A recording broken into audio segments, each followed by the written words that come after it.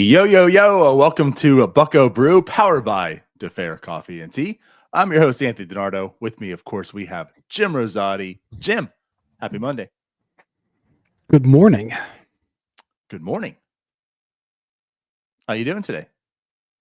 You know, we're doing pretty good. Had a good night's sleep. Ready to take on the week. We're coming off of a Pirates walk-off win. That we are.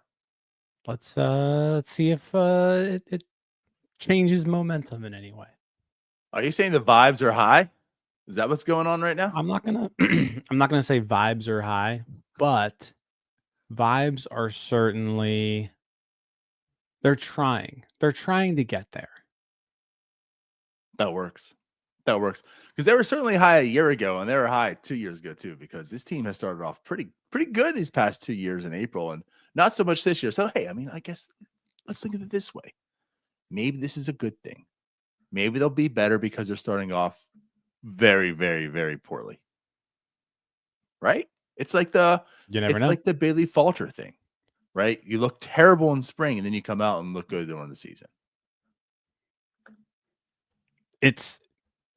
Hey, starting off hot hasn't worked for us the last couple of years. So let's try the opposite. Strategery. That's what I'm talking about. Exactly. Yep. Yeah. Well, we got a packed show today, Jim. We're going to talk about the Pirates 3-7 start. We're going to talk about the opening weekend, the energy that was there. You know what we're going to do today too, Jim? We're going to bring back Anthony Murphy and talk some prospects. What do you think about that? Opening week across the minors. So we've got 4 different affiliates all in action right now. It was a rough week for Indianapolis because they're not too far from me. And I can tell you it rained here for about 120 straight hours. So Indianapolis got pretty much the same. So they had a lot of rain delays and postponements and cancellations, but no, the rest of everybody else, they were all in action. That's right. Yeah, like I said, I feel bad for you and all those storms. I think you showed a picture one day. You're like, when's it going to end? I was like, I don't know, but locusts are next. Like literally, it just rained. It rained for like 5 days straight last week. It was ridiculous. I need to move on from that.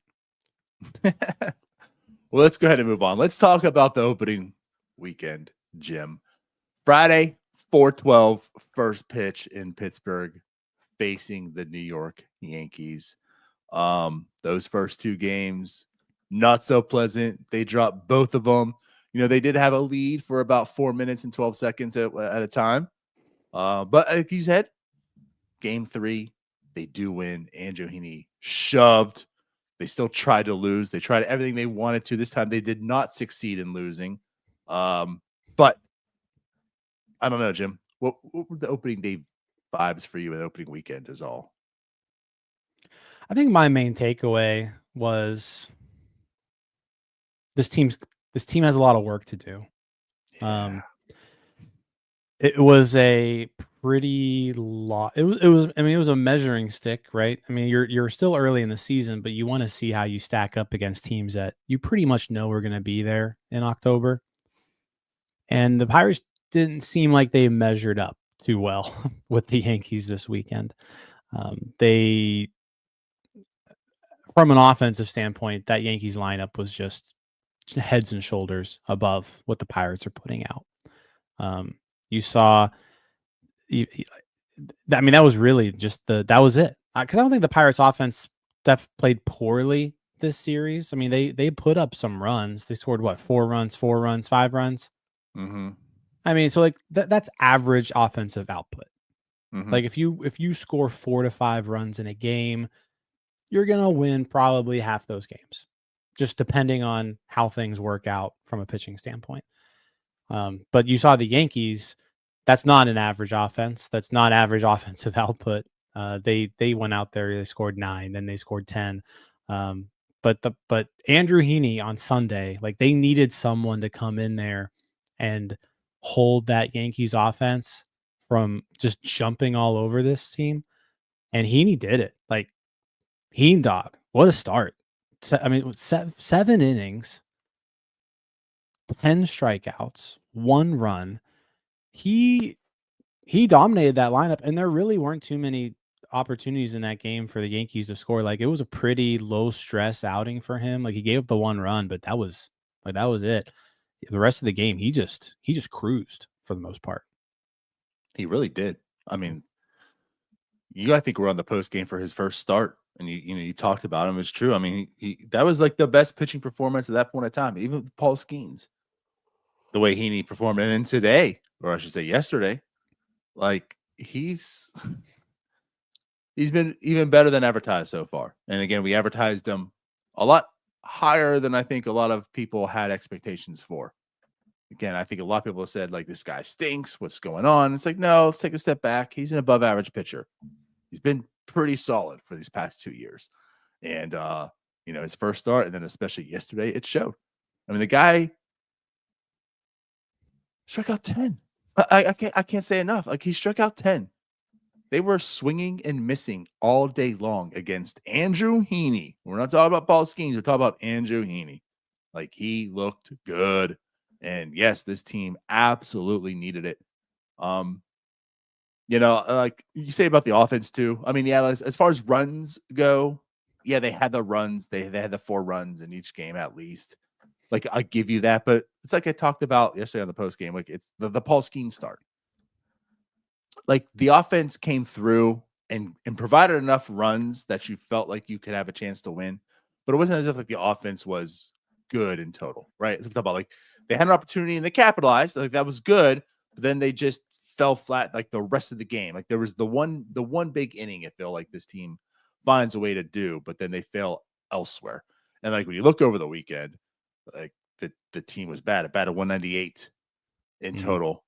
Struck out almost 29%, 74 weighted runs created plus as a whole over the weekend against the Yankees. Like the offense wasn't good. It just found a way to score runs at an opportune time, which you don't hate. You have to do that. They just failed to do it consistently. Yeah. I mean, they were going into Sunday. They were the only team in Major League Baseball who hadn't scored 5 runs in a game. True. And then they finally did that on Sunday. It took them 11 innings to do it. Right. But they got there. They got there. And at the end of the day, they scored more runs than the Yankees. So that's what ultimately mattered. But no, you're right. I mean, I think the alarming thing at this point is just, and we saw it last year too. And again, this is what we feared kind of all offseason, that they didn't do enough to change this offense. They'll just go through these like swaths of the game where they just do nothing. I think at one point they went like 0 for 17, like 0 for their last 17, 0 for the last 18, and it was towards the end of the game. It's like in basketball, whenever like you go the last 6 minutes of a game without scoring, guess what? You're probably going to lose that game. That's what it felt like yesterday with this team. They got the lead and then they just stopped hitting altogether. Mm-hmm. And you saw the team blow it. Like we blew the lead. We blew the lead in the 9th. And a lot of that, you got to put something on Baraki. Like, Baraki's got to get 3 outs before he gives up 3 runs. But the offense needs to be able to, once they get that lead, they need to be able to chip onto it a little bit. Like, get a run here, get a run there. And they weren't able to do that. There you go. Jeremy says it was at least over 19. Fam's hit broke it up. Which, I mean, even Fam's hit, if the Yankees are playing it back, is that even a hit? So that Sawinski steal in the 11th was huge for the outcome of that game. And Tyler, and you mentioned it yesterday on the post game, it was like Sawinski had a rough game offensively, but that stolen base was big. Like, that stolen base in extra innings was huge. Change. I mean, that was the game changer right there. So there were some things you liked about the offense this series. There were obviously some things you disliked. They still need to be better. They were better this series than they were the last series. So just do that again. Just keep getting better series by series. They're going to need it this weekend coming up against the Cardinals, because I want to say the Cardinals, for the season, are like the second best. So the Yankees are the best offensive team in baseball. The Cardinals are the second best offensive team in baseball. So we're going to need the pitching to step up, and we're going to need and we're gonna need to they're facing another offensive juggernaut so far. Yeah.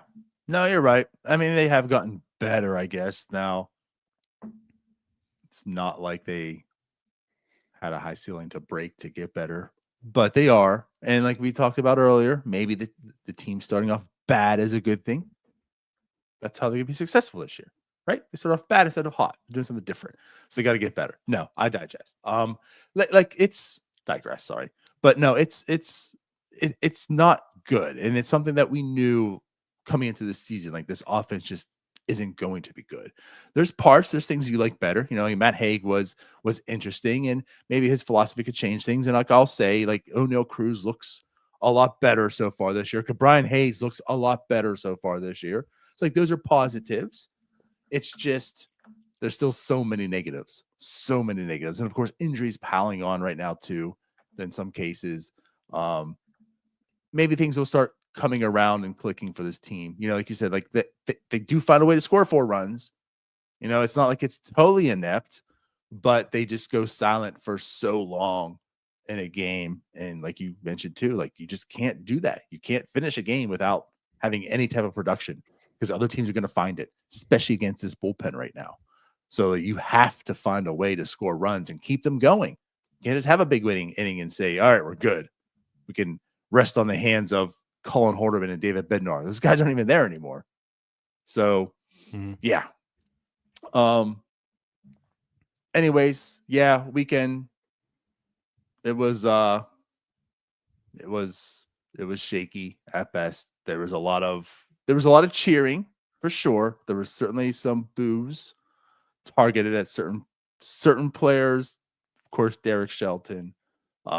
You know, we were cursed to happen. What was going to happen with that? And we saw, and I get it. Yeah. And I'll say this, like last year, this just goes back to Paul Skeens being so impressive. Last year, fans boo Bednar, Rowdy Tellez. We don't do that here. You don't boo. This year, fans boo players, boo coaches, and Paul Skeens just goes, yeah, like we need to be better.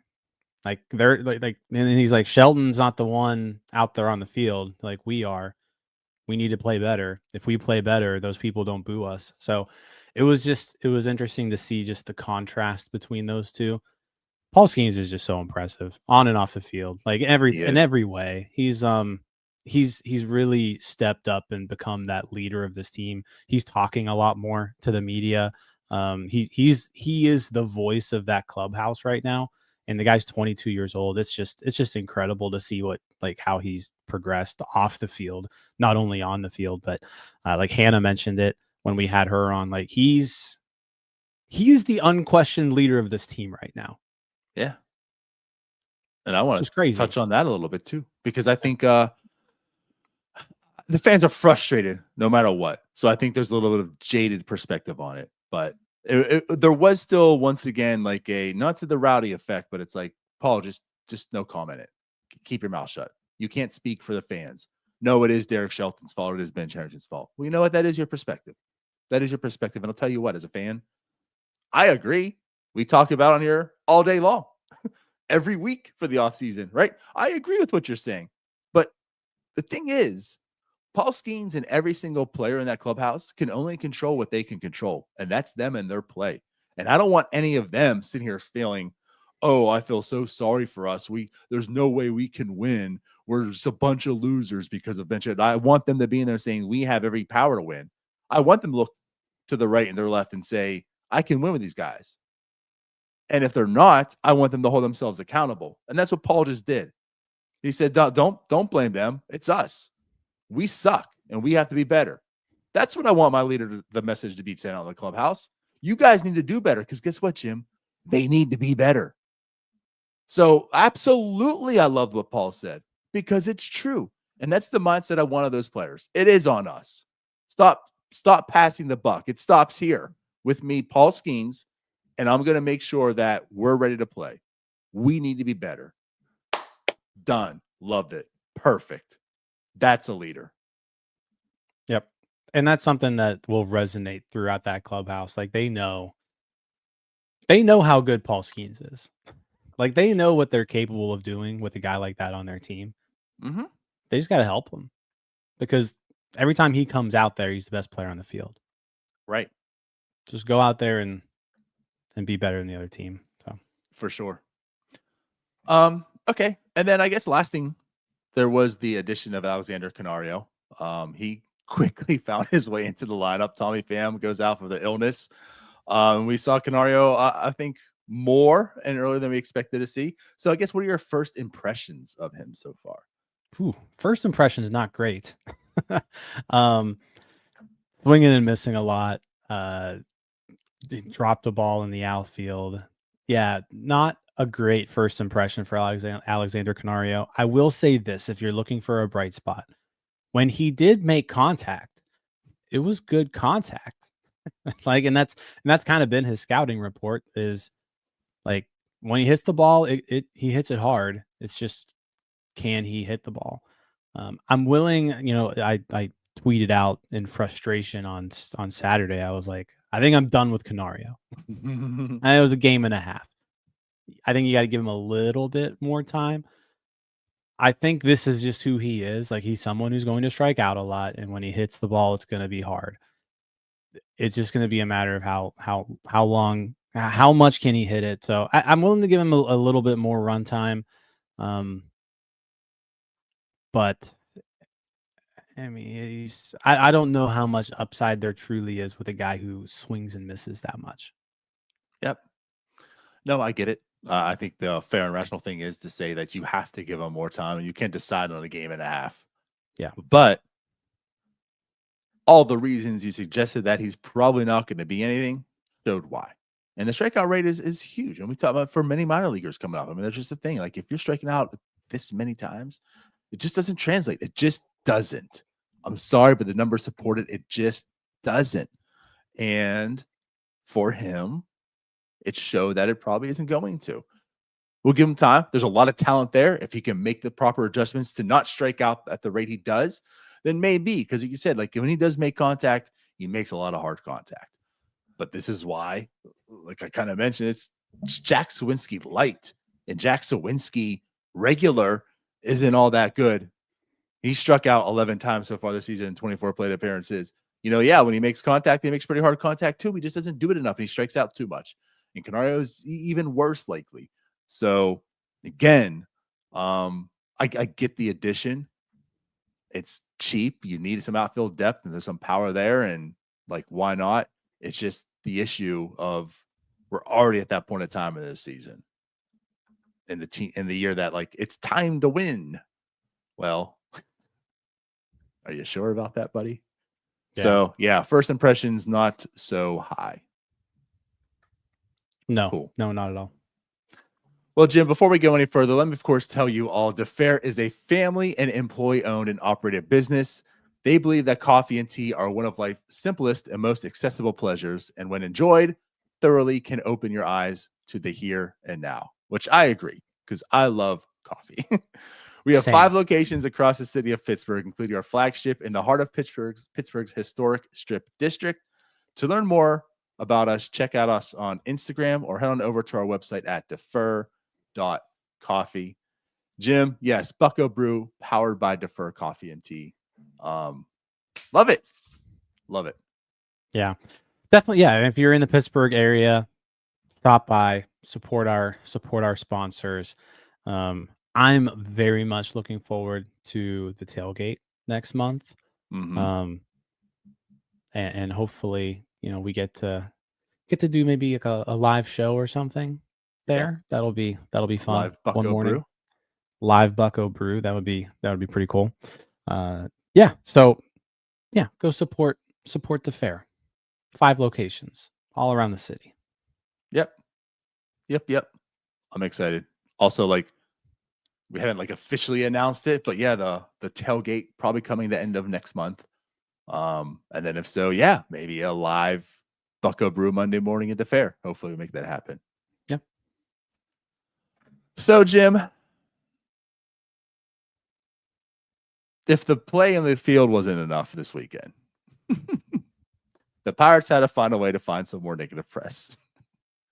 unbeknownst to mostly everyone until Pittsburgh Clothing Company spotted it, the Roberto Clemente logo, the 21, was removed from right field and replaced with an ad. And once that happened, things quickly unraveled and spiraled through Pirates Twitter and the whole community. Roberto Clemente Jr. had put out a statement even. Yeah. And then the Pirates even recognized it. Travis Williams said more or less, oops, my bad. Yeah, I guess we know that the Roberto Clemente, the 21, was removed and was replaced with a sponsor, an ad, right? For an alcoholic beverage. I guess let me just start with this. Was the outrage correct? Was it proper? I guess I'm not here to judge fan outrage on what makes them mad and what makes them doesn't. What doesn't make them mad? What makes them doesn't? My God, I need. That's what you need. That's why you need coffee, so you don't say things like that. I'll Drink say it this. fair. Don't act like Jim. I'll say this. Like this, everything's going wrong for this team. They just do so many things wrong. And so when you do so many things wrong, it's just really easy to see other wrong things and other bad things. And it just piles on. And so the Pirates have put themselves in this position where they do so many things wrong that every other wrong thing that happens is just going to get amplified. And that's what happened here, right? This was a spot on the wall where they always had an ad. Like, let's be real here. There was always an ad here. COVID happened. They ran out of sponsors. And so coming out of COVID, they were like, okay, we don't have a sponsor here. Let's slap a Clemente tribute logo up on this spot. Stayed there for 2 years. Oh, hey, look, now we've got a sponsor. Put the sponsor up. It's something where it's silly. Like, this is silly, right? That wall's been there since 2001. The Pirates honor Clemente in a bajillion ways. Like, you can't. It's like the one thing that they do, right? The one thing that this team does is they honor their past stars because they don't have any current ones. So they're fixated on the past. And they do this better than anyone else because it's all they have to do. So to like say the team, it's like disrespect. Like there's a bridge named after him. There's a statue of him. There's a 21-foot wall. The building was constructed with Roberto Clemente in mind. Like, there's so many ways that this team honors Roberto Clemente. Taking a logo off the wall in place of an ad where there always was an ad, like, this isn't a big deal. But again, when you do so many things wrong, you're looking for things that are wrong, and this is it. I think, with with Roberto Clemente Jr. jumping in and with the wow tweet and the statement, that certainly amplified it. And I don't know if it's necessarily fair to the Pirates that happened, because again, like, the Pirates have honored Roberto Clemente Jr.'s father in a bajillion ways. And listen, I'm not here to defend the Pirates in anything that they do, right?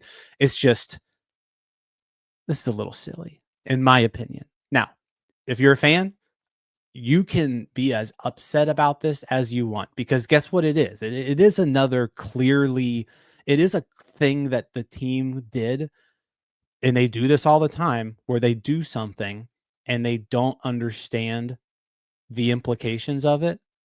Like, they did this thinking no one would care and that it wasn't a big deal. Well, guess what? It was. It was a big deal. And you need to have the foresight that this is going to be a big deal if you do it. And so if you're going to do it, you got to do it the right way. You got to say, hey, you know what? That spot where that logo was, we got an ad there, but the logo's still going to be there. We're just moving it here, right? Mm-hmm. And ultimately, that's what's going to happen. Like, there was a team statement, then a Clemente statement, and then the team statement came back and said, Oh, we're putting the logo back up, right? And like all of this just could have been avoided if they had just had the wherewithal, the foresight to understand what this was. Right. Yeah. I agree with you very similarly. I don't know, like what Travis Williams more or less said was like, oops, again, like I kind of just forgot to put it back. Like that wasn't the intention. I'll make sure that happens. Now, was that a lie? Could have been. They probably just heard the voice of the fans and was like, okay, we got to do something about it. So let's make it as if like, hey, it was just an oversight. But I do agree with like this statement right here. The McCutcheon, right? When the nameplate was spelled wrong. And I said here, like, and I tweet on Saturday.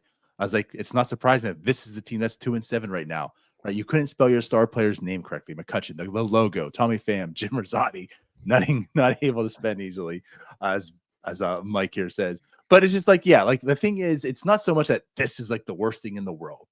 It's just another thing. And the lack of self-awareness from this team. The fans are entirely frustrated. And we saw that this opening weekend. Because it's time to go, and you still don't seem like it's time to go, right? This team, like, you want to win, and you said it perfectly, I think, as well.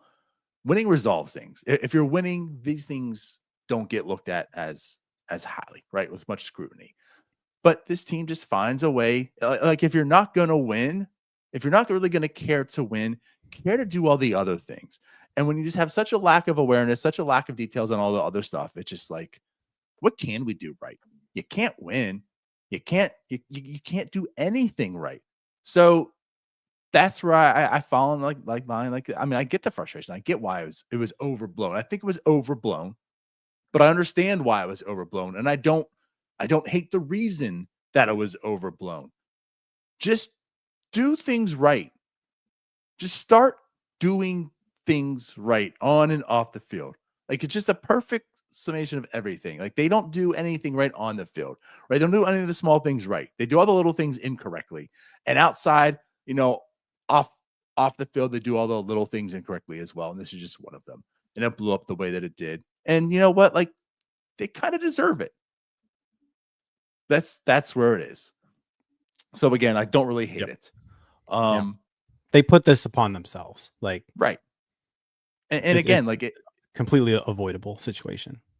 It starts from the top, from the guy who says, I think I've done everything that I can to provide the tools and resources to the team. There is a point where it becomes execution. That's why you play the games. Well, like, this is also execution. But it all starts from the top, whether on or off the field with this team. That's a quote from Bob Nutting, by the way, over the weekend when Alex Stumpf and Noah Hiles, had like a little get together, I would almost say, because it sounded like it was really, really quick because Bob was too busy to put too much time into this. But yeah, I don't know, Bob. Yeah. I don't know if I believe in those comments either. I don't really know if you're doing everything that you can to make this team a winner. I don't think it's just on the execution, which also has been poor. Are you really trying? Are you really doing everything you can in your power to make sure Ben has all the tools and resources in his hands to make this team a winner? If he is, Ben's doing a bad job. Somebody's doing a bad job. Regardless, I mean, someone in the line is doing a bad job if that's the case. Yeah. Well, anything else you want to wrap up and touch on between Nutting and the Clemente signage? No, I think we spent enough time on it. Let's do this. Let's bring on our guest this morning from Bucs On Deck, Baseball America. He also contributes for DK Pittsburgh Sports. Prospect expert Anthony Murphy. How you doing? What's going on, Anthony? How we doing? What's going on, guys? Probably a busy week for you, right? You had the screens and the iPads and I mean, how many screens were you running at one point this weekend? I had 3 TVs, a tablet, and my laptop all going at the same time. Yeah, that's no big deal, right? Yeah, no big deal. No I got a lot of empty space. This wasn't because of college, like March Madness. Yeah. Yeah. there's no way anyone watches as much minor league ball as you. So it was, I mean, an exciting week. Indianapolis opened up last weekend, but this weekend you had the rest of the system start their games. Altoona, Greensboro, Bradenton, all in action. Let's just kind of, I mean, we got you for 15 minutes here. What are our biggest takeaways? What are some standout performances from this weekend? Players to watch. What do you got for us, Murphy? Well, Greensboro, unsurprisingly, might be a pretty fun team to watch this year. They scored over 30 runs this weekend. They stole like 14 to 15 bases.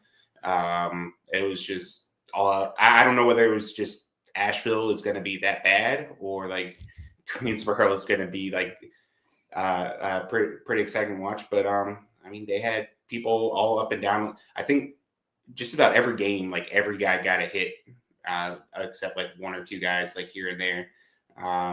Esmeralda Valdez had a good opening weekend, hit a home run.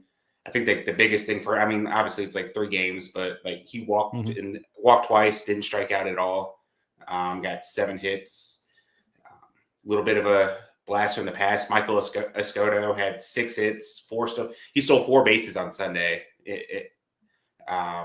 3 doubles. Just everybody was hitting. Nice. So good start for them. That Greensboro team. I was watching them. I want to say it was Saturday. I put their game on. Just crushing the ball. Like you said, like 30 runs over the weekend. I think they scored like 13. Like they were in the teens a couple times. Esmeralda Valdez, Omar Alfonso, those are the guys that you kind of want to see do really well there. Valdez had a big homer. Alfonso had a homer. I think those are probably the 2 most interesting guys in Greensboro. I don't know if you would agree, but they seem to both have a pretty good start to the year. Yeah, they're probably the 2 guys that are still on like the right track, like in like the development. Like someone like Lonnie White's still interesting, but it's more of like, can he finally put like all the stuff together? Because like the tools are clearly there. It's just a matter of can he finally put the pieces together. So, but yeah, I think as far as like, I don't know. I talk about it all the time. I don't know if there's any like legitimate hitting prospects yet at that point in the system, but those 2 are probably those if they were. So let's talk about Bradenton a little bit. Our first eyes on Connor. I mean, we saw Connor Griffin quite a bit in spring training, so I think everybody's familiar with his tools, the athleticism, all that. But finally got into some real baseball games this weekend. How'd he look this weekend? Well, they didn't have a stream for it, so we didn't get to watch anything that he did. But it started out really well. He got hits in the first 2 at bats. Stole a couple bases. He stole third base on one of the times, and then he hit a pretty good rough spot. I think like he struck out like 6 of his next 7 plate appearances. There's like a walk like sprinkled in there. So like overall, it was a little bit of a rough week. He didn't get a hit after those first 2 hits there. The rest of the weekend had an error too. I think that Saturday game was like overall probably as bad of a game as you'll see. He went like 0 for 4 with 4 strikeouts. He also had an error in the field. But I mean, 18-year-old first set of pro games. I'm sure there's probably a certain amount of like pressing at some point, trying to make something happen. Once he gets used to things and just lets the natural skill come, we'll probably start seeing more of what we expect. I guess the good thing, or the important thing to note with that, is that he played shortstop all 3 games. So the Pirates were he played all center field in spring training games, but the Pirates were adamant that he's going to be a short. They're going to try him at shortstop first, and they kind of stuck to their word with that. Yeah, I feel like that's kind of the most interesting piece there, because it did seem like coming out of spring training, it's like this guy's going to be a center fielder for the most part, and he looked really good out there. Like he looked smooth. He made a bunch of plays. You saw like he was able to put all of his tools on display in center field. Yeah, so I'm curious to see what he looks like at shortstop. I think Branson comes home this week. Yeah. So Okay, we'll finally so get our we'll first actually actual eyes. Yeah, we'll get some video on him because I don't think he played. If he played any shortstop in spring training, it was very little. So yeah, getting some eyes on him at shortstop will be pretty cool. Bubba Chandler made his season debut for AAA. Also, little shaky, but also just displayed his stuff and how good it was. Yeah, it's stuff is nasty. Even if he's not throwing strikes, like it's just, you can see just how nasty it is, and all he has to do is just. And I feel like at this point, like he's just become just like he's just a slow starter to the season. Like last year, even like the year before, struggle with the walks, and then just something happens and everything clicks, and then that's when he takes off. So yeah, he went 2 2/3, faced 11 batters, walked 3, struck out 4, didn't give up a hit, didn't give up a run. So ultimately, the 0 ERA. But yeah, you do want to see, I guess, the walks get cleaned up a little bit. You want to see him eventually going deeper into games. It was his first start, so I'm sure he had a a limit on him as well. But yeah, I mean, he was his first game. He's actually coming. Indianapolis is coming to Louisville this week, so I'm gonna try to go see something. I haven't looked at their schedule. I hope he's not going Wednesday because that's the day game. But if he's going Tuesday or Thursday, I might make my way over there. So yeah, I've been trying to figure out that, but with like Indianapolis having so many rainouts, like I feel like that rotation is just a disaster right now. Trying to figure out where. Right. I know Burrows pitched yesterday, and that's like about the only guess I'm going to give on it. Yeah, they. I feel bad for everybody in Indianapolis because the whole opening week was just ruined. Yeah. like the whole week was. So yeah. What else? Any other standout performances? Anybody else that you're looking for? Looking more to see this week that stood out over the weekend? Well, obviously, I'm looking forward to finally getting some eyes on Bradenton because there's a lot of interesting guys there. Yordani De Los Santos, Johnny Severino had a 3-hit game yesterday with a double. Someone like Will Taylor's pretty interesting. The Clemson pick, he had a good weekend. But as far as over the weekend, was it Wilbur Dotel and Anthony Solometo had pretty good outings, both 5-inning shutout. Solometo struck out 2, walked 3, only gave up 1 hit. Dotel struck out 4. They both, and I think the best thing about that is like how efficient they were because they both needed less than like 60 pitches to get through the 5 innings. So, and like Altoona doesn't have like a radar gun on their broadcast, but I think I heard them saying something about like 97, 98 for Wilbur Dotel, which is right up his alley kind of thing. So good start for him. Good start, new level for him. Solometo, obviously he's been there the last couple of years, but that's probably the best outing I've seen him have in a while. So that's very encouraging to see. Yeah, that's good. Dotel's someone where Dotel, where do you have him on your list as far as top prospects go? Because he's in the top. He's in the top 20 now. You got him in the top 20. Okay. Yeah, I mean I think Nola, Wilbur, and I are probably like the high people on him in there. Like we've been kind of trying to bump him the last couple years. So, I mean the stuff's really good. That's really. And I know Baseball America. They mentioned they did like a slight comparison to like Luis Ortiz as far as like he was a little bit older when he signed, a little bit like so he's like a late bloomer with like the high velocity, and like Ortiz really had his breakout in like Altoona. So yeah, I mean, older guy, not older, but like older when he signed, the velocity's there. So I think it's just like yeah, like the stuff looks good, and then you look at the numbers and you're like, these numbers don't match the stuff. Yeah. So like, I mean, John has a good question here too. Like, ultimately, is he a reliever? And I think when it comes to Dotel, like, I think that's what's intriguing about him is like the stuff's good enough where, yeah, maybe he's not a starter, maybe he is a reliever, and that's fine. You need relievers, But he's certainly someone where I think Pirates fans don't necessarily know who he is because he doesn't really show up on a lot of top prospect lists. Like Fangraphs doesn't have him in there. Baseball America doesn't have him in there. Like I said, you guys are high on him. You guys see him more than anybody. But yeah, like the stuff is like you're a 22-year-old in Double-A and you're pumping 97, 98, and you're striking hitters out like the way he does. He probably actually needs more strikeouts based off the stuff like that doesn't translate to swings and misses as much as it should. But like last year, you look 5.33 ERA in 25 starts in Greensboro, and you're like, yeah, that's not what you want to see. Is that where you think he ultimately slides in? Is in a bullpen?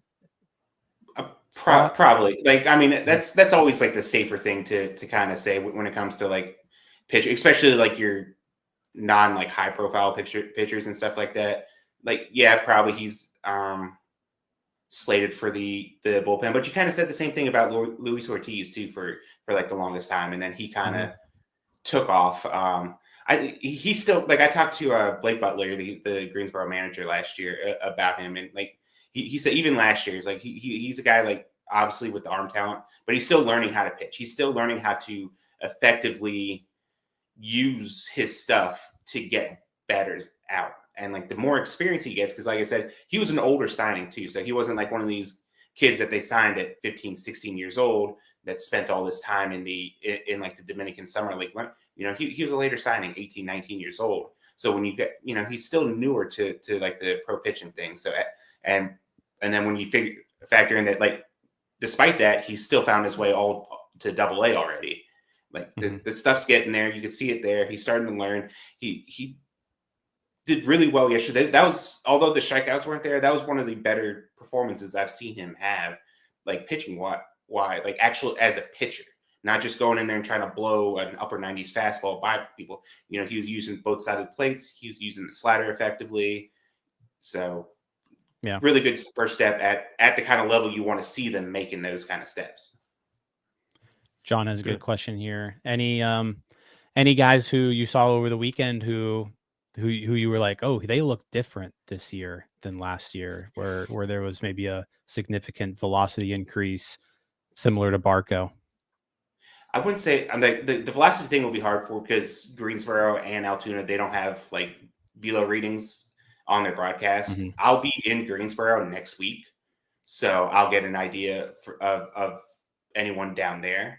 So that's definitely one thing I'm monitoring. Dotel, obviously, I would say probably from like a pitching standpoint was the more notable like improvement over anything. He looked more of a pitcher as opposed to a thrower. So I would say early on, he was probably the guy that stood out the most. Cool stuff. I think everybody like semi-interest, like who hasn't debuted yet, who we're still looking to see this week. I know one of the guys. I know Christian Curtis is a guy that I talked a lot about. You know, he had the arm injuries in college and stuff like that. So that was played a factor a little bit into like his control issues he was having in Bradenton last year. Went to the fall, had a pretty good fall after he had like a one or two like rough outings, but finished really strong. So he's a guy I'm interested in seeing if like the health is getting better and like the feeling's doing a lot better in his arm. He's a guy too that I've noticed. Like I know Baseball America kind of did like a write up on him about like as a potential breakout guy. They have him ranked around where we have him ranked in our top list. He's just a guy that like I'm in general. He just really good stuff. And like if the control comes along, he's a guy that could really kind of fly up some charts. Yeah. So he hasn't debuted yet. So I'd imagine like Tuesday, Wednesday for him. Sounds good. Awesome. Sounds good. Penn was in Altoona this weekend. He says Brendan Dixon was making really solid contact this weekend. I don't know how much of a prospect Brendan Dixon is at this point, but it's always good to make good contact, you know? Yeah. All right. Donato, you got anything else? Not really. Maybe too early, but maybe the next time you come on, we could talk about the top prospect, David Bednar. Yeah. I have to go. I didn't watch the Indianapolis game, so I'm going back today so I can go back through and I want to see like how Burrows looked, and then I know Bednar pitched too, so get an idea what he looked like. Yeah, scoreless inning of relief for David Bednar. So, yeah, 3 batters, strikeout. But anyways, no, that's really all for me right now. But looking forward to this upcoming year with you, talking some prospects. Yeah, I appreciate you coming on, Murphy. Where can everybody find you? Bucs On Deck. We got multiple stuff coming out daily. DK Pittsburgh Sports. I do kind of like a nightly recap with some other stuff, and then Baseball America as well. I had one out last month, like late March, on Esmeralda Valdez. Had a chance to talk to him while I was down there. Good stuff. And then podcast too, weekly podcast. Yeah, podcast. Nola. I think we should be recording tonight. As I haven't talked to Nola yet today, but yeah.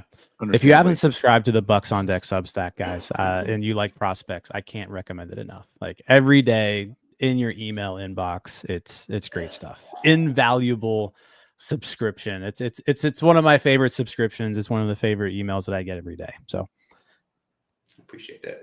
There you go. Thanks, Murphy. Thanks for coming on. You have a good one. Appreciate you waking up early with us.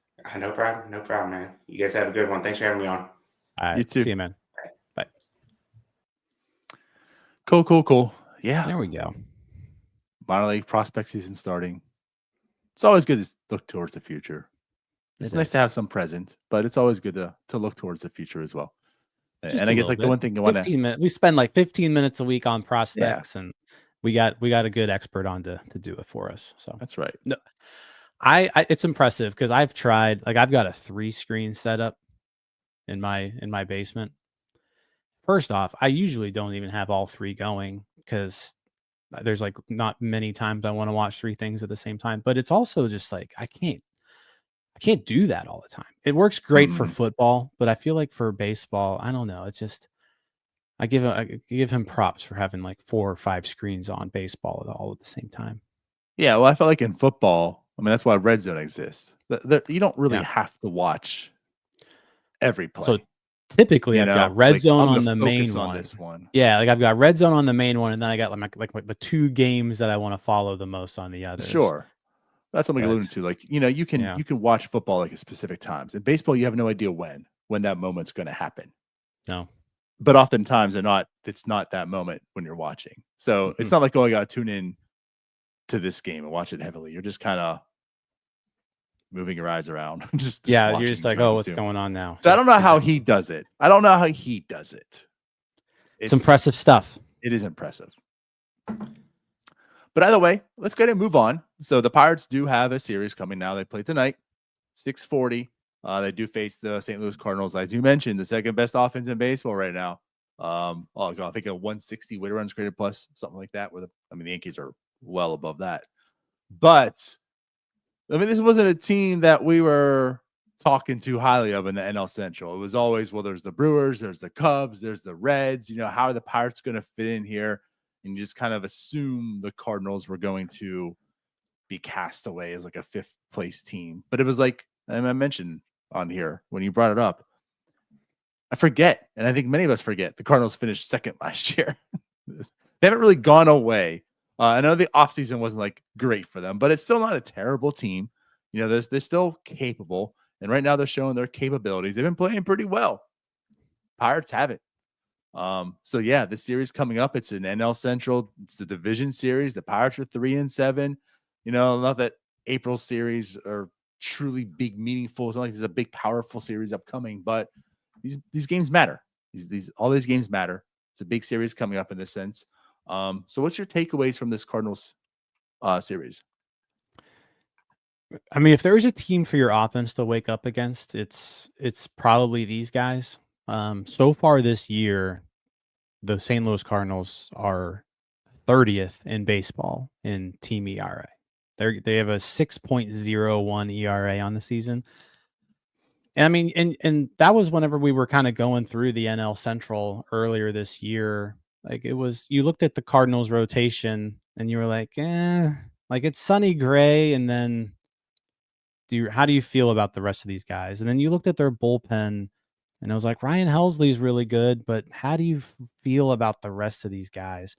And so far, like we mentioned, like they're the second best offense in baseball, worst staff in baseball, and it's translated to a 4-5 record. When you've hit the ball as well as they have, you should be better than 4-5. So again, Pirates offense has been struggling. This is hopefully a chance for them to bounce back and kind of get on track. Also, like OG says, Tommy Pham revenge games. Just we got 3 straight of those, so that's good. But yeah, I think I'm excited to see. I mean, I'm excited to see how they can do, because like I said, this is the staff isn't great. Matthew Liberatore used to be a top prospect. I mean, he's 25 now. He's pitched a few years. He's mostly been pedestrian throughout his career. It's really mostly been a reliever for a good chunk, and the Cardinals have him starting. Eric Fetty, a guy who had a pretty good year last year. Had a pretty good year last year after coming over from the KBO. But I mean, again, same thing. Like over the course of his career, hasn't been great. He does seem to be a different pitcher now, coming back from overseas, but he's been real shaky so far early on. So yeah, Skeens Sonny Gray matchup though, that's fun. Tuesday, Skeens versus Sonny Gray. So that's going to be must watch TV. If you like watching aces, you're going to have 2 aces going up against each other. So yeah, some fun things to look at this series. I'm surprised Nolan Arenado is still a Cardinal. Like this whole offseason, there was just, where's Nolan Arenado going to go? Where's Arenado going to go? And he's still here. And that was part of the reason why you kind of like written off the team. Well, obviously Goldschmidt's going to go, and he did. He went to the Yankees, and you just assume that Arenado's next. Where's he going to get traded? He never did. So like he is still there, and so far, like he's having a good start to the season. Guy's batting .343. He already has a half of a WAR. The glove's going to be there, but offensively, like so far, he's doing pretty well. But like that's just the entire offense. If you talk about the pitching, like the offense has just been like they're hitting for very good average, above 300 as a team, and it's like the most Cardinal way of doing it. I mean, their best hitter on the team right now is Ivan Herrera, and then Lars Nootbaar, and like you go through this list, Victor Scott II is in the top 5 hitters. It's just like, who are you people, and why are you doing this? Well, it's the St. Louis Cardinals. This is what they do. But there's Nolan Arenado and the rest. And it's funny because like Jordan Walker's there, and he's having a good strong start. I mean, he was a top prospect who's really just fluttered and hasn't done much, but he's still super, super young. I think it wouldn't be fair to write him off. I'm not saying that, okay, he's now fixed, he's good, but he's having a really good start of the year. He's batting .333 with a 158 weighted runs created plus. Like this team is just absolutely hitting like pretty much top to bottom. Yeah. I mean, some of these guys are, you were kind of just waiting for this to happen. Like Jordan Walker was a top prospect and has been struggling for a while. Well, he's off to a good start now. He's cut down on his strikeouts. That was his big problem. You mentioned Victor Scott II. He was a top 100 prospect, but the thing with Scott was like, can he hit? Like he's got all the other tools, but can he hit? Well, he's hitting a little bit to start the year. I mean, it's Lucan Baker is hitting, and another guy who, high draft pick, but first baseman. You wonder what the upside's like. He's kind of struggled back and forth for a while, and he's off to a good start. So, yeah, the whole team is hitting except for Wilson Contreras and Mason Wynn, who are like 2 of the guys that you would expect to be way up there. Those are the 2 worst players on this team right now, essentially. Right. So you gotta expect they wake up at some point. I think it's an opportunity though for the Pirates bats to wake up. They're facing some familiar pitchers. Like the Pirates have faced Eric Fetty and Matthew Liberatore and Sonny Gray a bajillion times over the last couple of years. So there should be some familiarity. Let's see what they can do. It's a big series because as poor as they have started this year, it's still so early that like you just reel off a good couple series and it's like you're fine. Yep. You win 2 series in a row. You win this series and then you win the series in Cincinnati, and all of a sudden you're 7-9. If you win 2 out of 3, And it's like, all right, we can work with this. So yeah, it's time to flip the switch. Yes. It's just you have to start winning series. And then you have to look at series. And that's why I go back and I say this too. Like my concern and the things that I was really upset about when talking wasn't the fact that what the record wasn't the fact that they have losses and oh my god they're a below 500 team, like 3-7 doesn't really matter too much to me at this point in time. It's just the reason, the ways they're coming about that. We know they're going to have some inefficiencies. They just simply are. Like offensively, they're not going to be able to do what many others are able to do. But when you just play as poorly and just look mentally like you're not there, that's a problem. That's a concern, right? Like those are things you can't do. So I'll say this: those have cleaned up a bit. There's still some issues there, but those have cleaned up a bit. So that's pleasant to see. But yeah, like it is super early. Like I get that it's 3-7, but it's super early. In 2 weeks' time, you'll be feeling completely different about this team. I mean, we've done it every single year in some capacity. You know, going back to the 20-8. You know, it's 28 and it's the vibes are high. And what happened? Well, they turned out being the opposite. So things can happen quickly in baseball. It's a long season. It's a marathon. But it starts with the series at hand. And what's next is the Cardinals. And it's in division. So like, there's some meaning to that in a sense. And if you can take 2 out of 3, which is capable, then you got the Reds coming up. You know, you start building some momentum in these games. So yeah, it'll be nice to see the bats wake up against his pitching, though. Yeah, and something else to watch too. I mean, Brian Reynolds still hasn't played the field in over a week. So like, is that tricep? How is it going? Because it, like, you need to have Brian Reynolds in the lineup. So I understand DHing him and sitting Andrew McCutchen a little bit more. Like, if you have to pick between the two, like you pick Brian Reynolds. But this lineup looks a whole lot better when you can squeeze both Reynolds and McCutchen in there. So like, we need Reynolds to get good so that he can start playing that right field position, because then that slides Cutchen to the DH. And then that takes someone like Canario or Sawinski, who really aren't playing very well right now, back to the bench. So that's a big thing. Hopefully Reynolds can get back on the field here soon. But also, and just to touch quickly on this, shout out to Kutch, because he looks capable in right field. For all this guy cannot play. The one thing about Kutch is if you can find a way to get him into right field once a week, that can help out this team. And he's needing to do it more right now, and they're allowing it. Now, I wish he wasn't, sitting 3 out of 4 games to do so. But, he's played right field twice now, and he looks capable, and he's looking good at the plate. So maybe more Kutch in the field this year would be nice. But yeah, you want to limit it, but if he can, but if he can give you 1 day in right field a week, that helps out a lot. For sure. So yeah, shout out to Kutch. Looking good out there, buddy. Anything else you want to touch on before we get out of here? No. Let's start winning some games, because again, like this, they won yesterday, which was huge. Like they had to win that game, especially after blowing that lead in the 9th. Or gosh, I don't know how much more this fan base could have taken this. I don't know that post game show yesterday. If we would have lost, you and Tyler would have just ripped into this team. But at the end of the day, it was a win. That's all that matters. But yeah, like let's start scoring some runs. Let's win some games. Let's win a series. Win a series, and then win the next series. Like, let's just start stacking good things at this point. And let's get this thing on track. For sure. Would be nice. And hey, Paul Skeens, you ever have your opportunity to show it on Tuesday. I have the post game. I'm happy. Yep. So let's get out of here then. Is that what you're saying? Let's do it. All right. So yeah, of course, we'll be back tonight after the Pirates play for the NS9 post-game show powered by Permane Brothers. Hopefully we'll give away some more sandwiches. So yeah, we'll see you then. If you haven't, like, subscribe, do all the fun stuff. Check out the links in the description here. You can be a member of our YouTube channel for 99 cents, $4.99, be a Patreon member. Some really cool perks, maybe some new perks being announced here soon as well. Some things we've been giving away. We have some contests going on every day. We're giving away Pirates tickets, so to home games. So right now it's running on TikTok.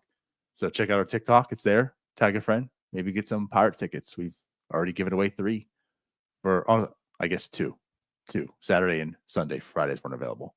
But yeah, every home game we're giving away tickets. So stay tuned. Follow us everywhere, and you can find out how you can win your Pirates tickets. So until then, we'll see you guys tonight. Thanks for everything. Bye-bye. See you guys. All right, that wraps up this episode of North Shore 9. Thanks so much for tuning in. Whether you're listening on the podcast or catching us on YouTube, if you enjoyed the show, please give this video a thumbs up, and don't forget to hit that subscribe button if you haven't already. It really helps us grow. And if you're listening on the podcast, a quick review goes a long way in helping others find the show. Plus, be sure to tell a friend about us. There's always room for more here in the NS9 community. And for those looking to support us a little more, consider joining our Patreon, become an MVP member, and get exclusive perks while helping us continue to bring you more of the Pirates content you love. Thanks again for all your support, and let's go Bucs.